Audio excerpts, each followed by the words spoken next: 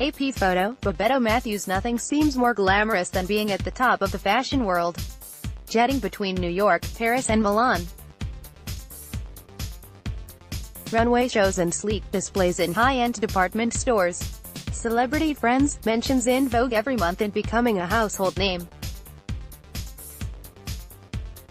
Kate Spade, founder of the eponymous brand that is seemingly in everyone's home, be it in the form of one of her ubiquitous handbags or wallets, an iPhone case or a set of salad plates, was found dead Tuesday morning at her Park Avenue home, having apparently committed suicide by hanging. She was 55. It's fairly impossible not to think of Alexander McQueen, the couture wunderkind who hanged himself at 40 in his London home in 2010, or, more recently, 49-year-old American designer Lwren Scott, who killed herself in her New York apartment by hanging herself with a scarf. People close to Spade knew she battled depression, but that in no way mitigated the shock of hearing the news this morning.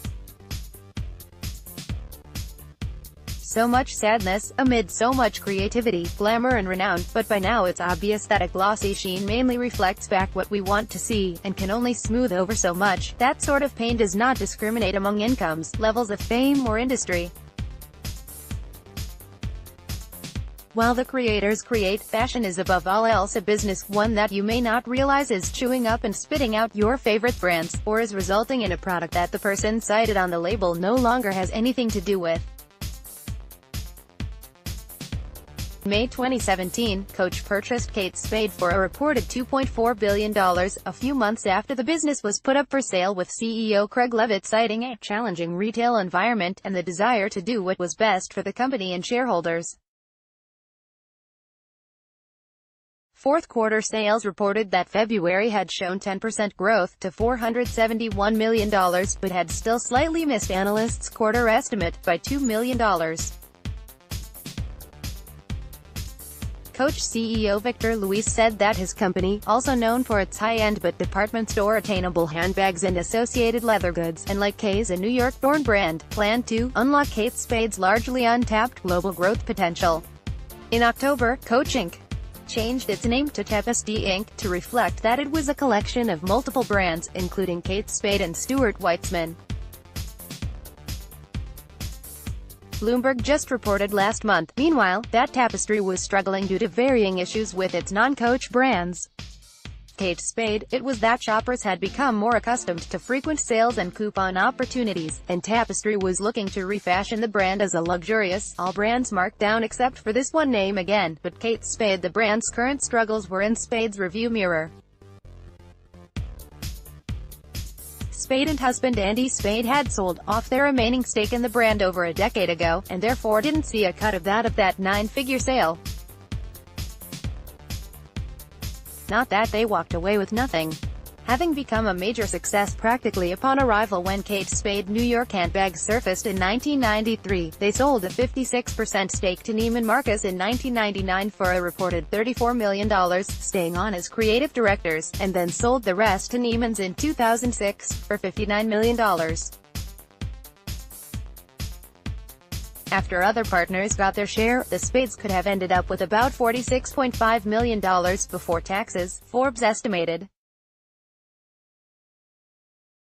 Neiman's later sold the lot to Liz Claiborne, which rebranded as Fifth. Meanwhile, Kate and Andy had since started something new, rooted in a love story that started more than 30 years ago. Catherine Brosnahan of Kansas City, Missouri, met Andy Spade, a brother of David Spade, when they were students at Arizona State University and working at the same Phoenix clothing store in the mid-80s, and one day, his car broke down and he asked me for a ride home, Kate recalled, laughing, on NPR's How I Built This in February 2017. And we really started off as really great friends, and the car continued to break down, so I think it nurtured our relationship along, Andy quipped. But truly, that's how we got to know each other, and I realized I just loved her company. He also recalled to Vanity Fair in 2002, it just kind of happened organically, we were dating. I don't think we ever said officially what we were doing. They married in 1994, a year after Kate launched her now iconic handbag line. Andy didn't leave his job in advertising just yet, figuring it was best to have a steady paycheck, but he eventually joined the business full-time in 1996. I just thought, well, we're both 29, 30 years old, and, you know, it's time to do it. We don't have children. Let's not quit, Andy told NPR in 2017. Even if we lose everything, you know, Kate can always go back to a fashion job. You know, I can continue to work in advertising. Steve Otsara, Corbis via Getty Images. For the first few years, the couple ran the business out of their Tribeca loft. We had no air conditioning, and it was August. We had put everything into this. I put in my 401k money, Andy Space told CNN Money in 2003. Our friends were buying their first homes. They had money in the stock market. We didn't know for sure that the business was going to work. I thought, this is exhausting. We can't manage all this. We talked about paying off all our debt and closing the business down. But I had to believe in it. I couldn't blink. If I blinked, she'd fall. I had to keep her hopes up.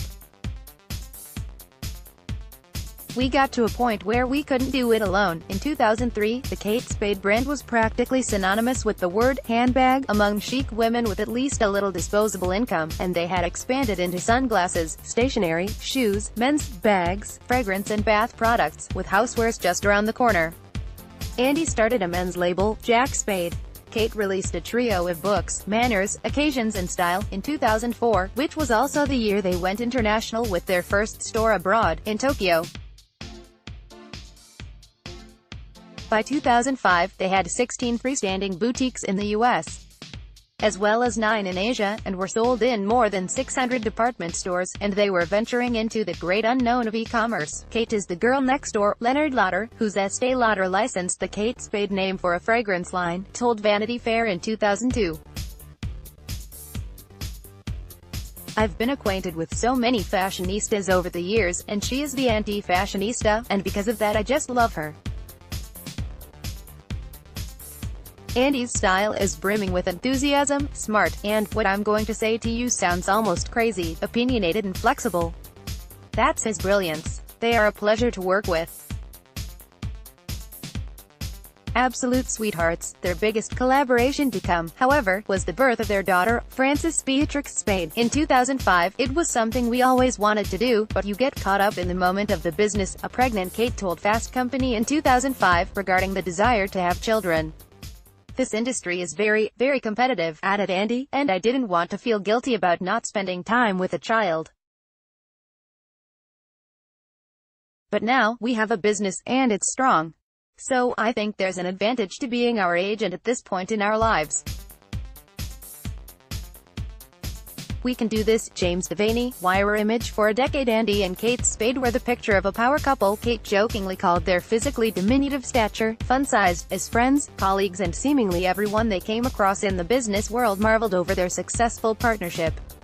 Andy was the one who had endlessly encouraged her to strike out on her own, while she was the cautious one. Andy can see further out, without being nervous, Kate said. I can see too, but I know what could happen. Her first trade show was more of a splish than a splash, but she got orders from Barney's New York and Charivari.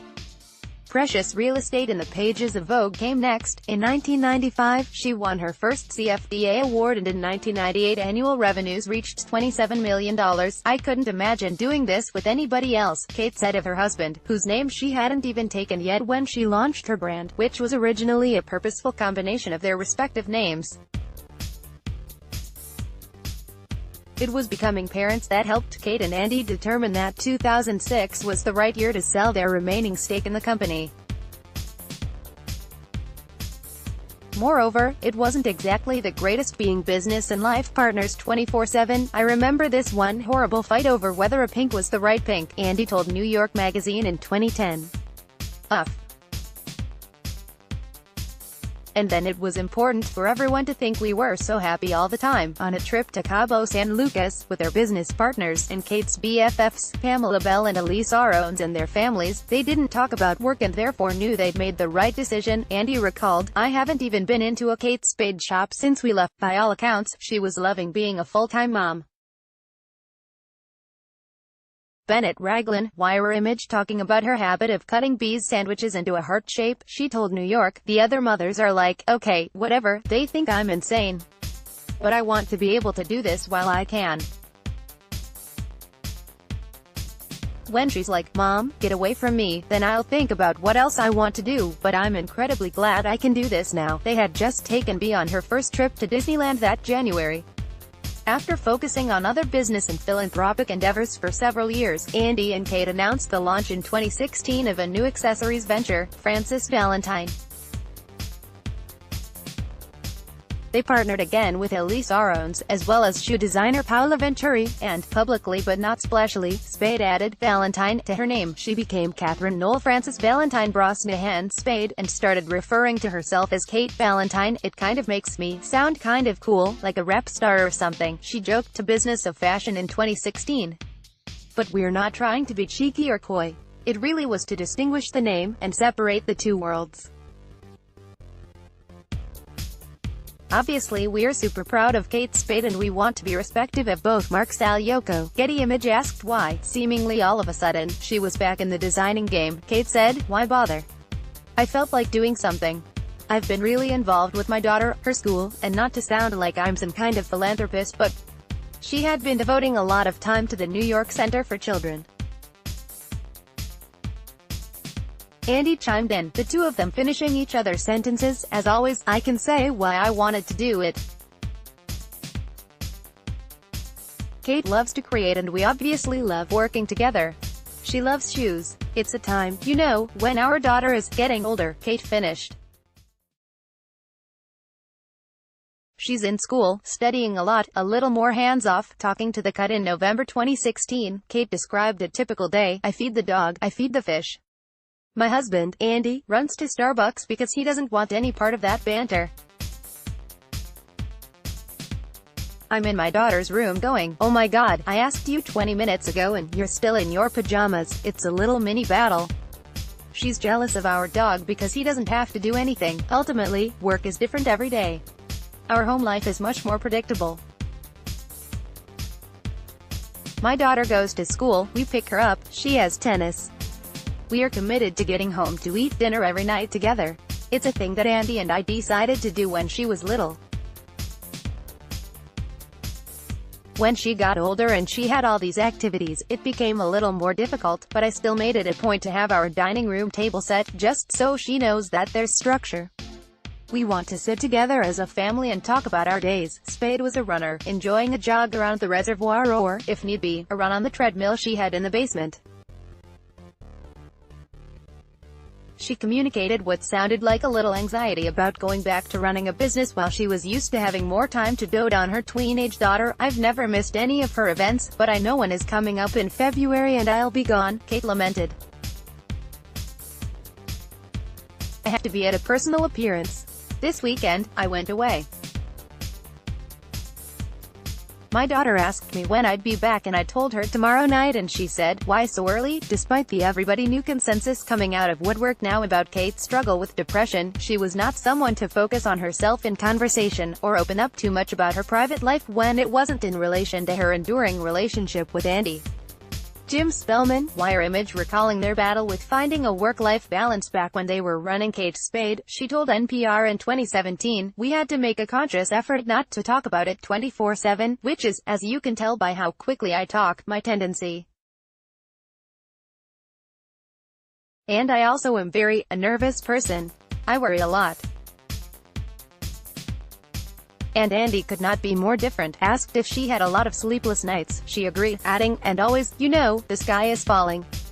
And Andy was like, "Oh, you know, it's fine." Interviewer Guy Raz asked if she still felt an emotional attachment when she walked by a Kate Spade boutique or saw the Kate Spade New York label. "It's funny, because I do look at it, and I don't. People have said, 'Oh, do you have any regrets?' And I remember thinking, 'Oh, I hope I don't,' and I never have," Kate explained. "And I think they've done such a good job that luckily I don't have to have. And we do walk by the stores, and I have a funny story that we actually walked into a store to buy my daughter something. We went to the cash register, and the clerk said, 'Are you on our mailing list?' And I said, 'I don't think so.' And so then I used my maiden name. And I said," she said, "Brosnahan. And then my daughter kind of kept nudging me. She was dying for me to say something, and I didn't. And then I remember thinking, no, I'm not on your mailing list, but I think I helped create it. That's the end scene of your movie?" Raz asked. "Yes," Kate Spade replied.